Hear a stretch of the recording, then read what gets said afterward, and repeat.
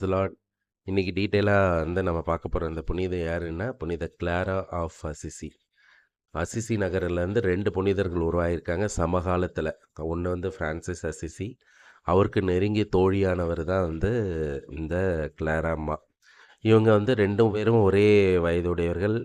ரெண்டு பேருக்கும் ஒரே மாதிரியான நட்பு உடையவர்கள். அவர்களாம் ரெண்டு பேருமே பணக்கார குடும்பத்தில் சேர்ந்த பிரபு குடும்பத்தை சேர்ந்த பிள்ளைகள். ஸோ யு அந்த ஃப்ரான்சிஸ் அசிசி அந்த வாழ்க்கையில அந்த காலத்தில இந்த பிரபுக்கள் அந்த அ பதவியில இருக்கிறவங்க அவங்க சாதாரண மக்கள உரையாட விடமாட்றாங்க. ஃப்ரெண்ட்ஷிப்பா இருக்க விடமாட்டாங்க. ஸோ அதனால இவங்க ரொம்ப பணக்காரன்றதுனால ஃப்ரான்சிஸ் அசிசிக்கு இவங்க கிட்ட பேசுற ஒரு வாய்ப்பு கிடைச்சது. ஸோ இந்த கிளாரா அம்மா இவங்க சின்ன வயசுலேருந்தே எளிமையானவர்கள நேசிக்கிறதுக்கு ஆரம்பிச்சவங்க. எளிமையானவர்கள், ஏழைகள், ப பாதிக்கப்பட்ட பெண்கள் இவங்களுக்கெல்லாம் சின்ன வயசுலேருந்தே உதவி செஞ்சுட்டு இருந்த ஒரு புனிதர். இவங்க தான் ஃப்ரான்சிஸ் அசிசியோட இளமை, அதாவது ஒரு 16, 17 வயசு, 18 வயசு இருக்கும்போது ஃப்ரான்சிஸ் அசிசி முதல் உலக வாழ்க்கைக்குள்ள வராரு. அதாவது அவர் எல்லாமே அவருக்கு வீட்ல தான் நடந்தது. கிளாரா அம்மா மாரி தான் அவரும் இருந்தாரு. கிளாரா அம்மா வெளியில சமுதாயத்தில இருக்கிறவங்களோட பழகி நெருங்கி அவங்களுக்கு உதவி செய்யணுன்ற எண்ணம் ஏற்பட்டுச்சு. ஃப்ரான்சிஸ் அசிசிய முதல் அந்த ஏழைகள் கிட்ட கூட்டிட்டு போய் உணவளிக்கிறதுக்கு கூட்டிட்டு போன புனிதை இவங்க தான். இவங்களும் அப்போ ஒரு சிறுமியா இருந்தாங்க.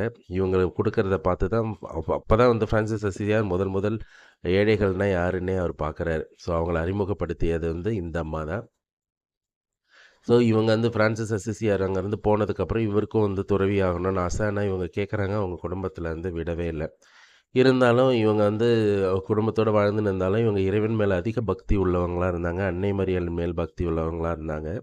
அப்படி இருக்கும்போது இவங்களோட 18வது வயசுல ஃப்ரான்சிஸ் அசிசியார் ஒரு தவக்கால மறைவுரையாற்றுறாரு. அந்த தவக்கால மறைவுரைய முழுசா கேட்ட இவங்களுக்கு ரொம்ப மனசு டச் பண்ணி, இவங்க நானும் துறவறத்தில சேரணும்னு சொல்லி, இவங்க மட்டும் இல்லாம, இவங்களோட 2 தோழிகளோட சேர்ந்து ஃப்ரான்சிஸ் அசிசியார் தங்கியிருந்த இடத்துக்கு போய், அங்க அ சேர்றாங்க. ஃப்ரான்சிஸ் அசிசியார் இவங்கள ஏற்றுக்கொண்டு, இவங்கள பெனடிக்டன் சபையில துறவறம் படிக்கிறதுக்கு சேர்த்து விடுறாரு. முதல் துறவறம் படிக்கும்போது, அந்த அந்த முடிகள கட் பண்ண புனிதை இவங்கன்னு சொல்றாங்க. ஏன்னா, அந்த குடும்ப வாழ்க்கை, இந்த மனித சமுதாயத்திலிருந்து வெளிய போறதுக்கு அடையாளமா அந்த முழு கூந்தலையும் வெட்டிட்டு உள்ள போன புனிதை இவங்க.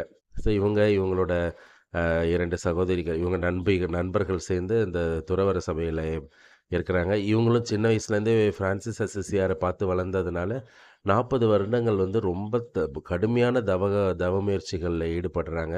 இவங்க எந்தெந்த மாரி தவ முயற்சிகள்லாம் ஈடுபட்டாங்கன்னா, ஏழ்மையா இருக்கிறதுல, தொடர்ச்சியா உண்ணாம இருக்கிறது, அந்த உண்ணா நோன்பு இருக்கிறது, அப்புறம் மாமிச உணங்கள் சாப்பிடவே மாட்டாங்க.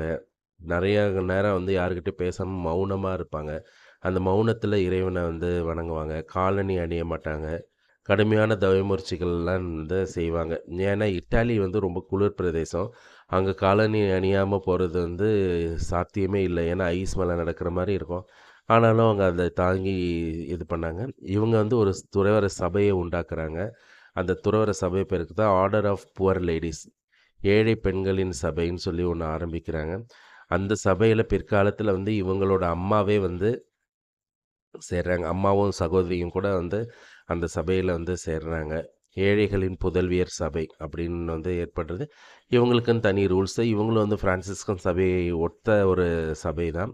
அந்த துறவற சபையோட பெண்களால் இருக்கப்பட்ட துறவற சபையோட முதல் சட்ட நூலை இயற்றியவர் இவங்க தான். துறவற சபையோட சட்ட நூல்னு ஒண்ணு இயற்றினது இவங்க தான். இந்த சபை ரொம்ப பிரபலமா வளர்ந்துட்டு வந்துச்சு. ஏன்னா இவங்களோட கான்செப்ட்டே ஏழ்மை, அந்த ஒரு பாவர்ட்டி அந்த மாரி விஷயங்கள்ல இருந்தது.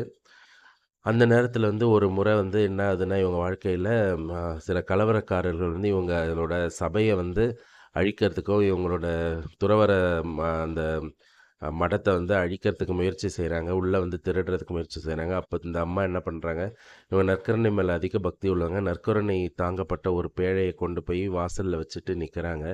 அந்த நற்கருணையோட சக்தி அந்த கொள்ளைக்காரங்கள இவங்க சபை பக்கத்துல கூட வரவிடாத அளவுக்கு இவங்கள விட்டு அ அவங்கள விரட்டி அடிக்குது. அந்த அளவுக்கு நற்கருணையோட புதுமைய நேரடியா பார்த்த புனிதை இவங்க. இவங்க வந்து இயேசு மேல ரொம்ப அளவுக்கு அதிகமான பக்தி வச்சிருந்தாங்க. இயேசுவோட மனைவியா மானசீகமா வாழ்ந்த ஒரு புனிதை. இவங்க இவங்க அடிக்கடி சொல்லக்கூடிய ஒரு ஜெபம் என்னன்னா, "இறைவா உம் விருப்பம் போல என்னை நடத்தும். என் மனம் என்னுடையதல்ல, உமக்குரியது." அப்படின்னு சொல்லிக்கிட்டே இருப்பாங்களான்னு நெனைக்கிற நேரத்தில. ஸோ இது வந்து ஒரு மனவலிய ஜெபம். இத நாமளும் வந்து ரொட்டீனா சொல்லலாம். "இறைவா உம் விருப்பம் போல என்னை நடத்தும். என் மனம் என்னுடையதல்ல, உம்முடையதே." எளிமையான ஒரு ஜெபம். ஸோ இப்படி வாழ்ந்துட்டு இருந்தவங்க, இப்படிப்பட்டவங்க 59வது வயதில உயிர் துறக்குறாங்க. இவங்க இறந்ததும் இவங்களுக்கு வந்து 4ஆம் அலெக்சாண்டர்ன்ற ஒரு போப்பாண்டவரால புனித பட்டம் வந்து கொடுக்கப்பட்டது.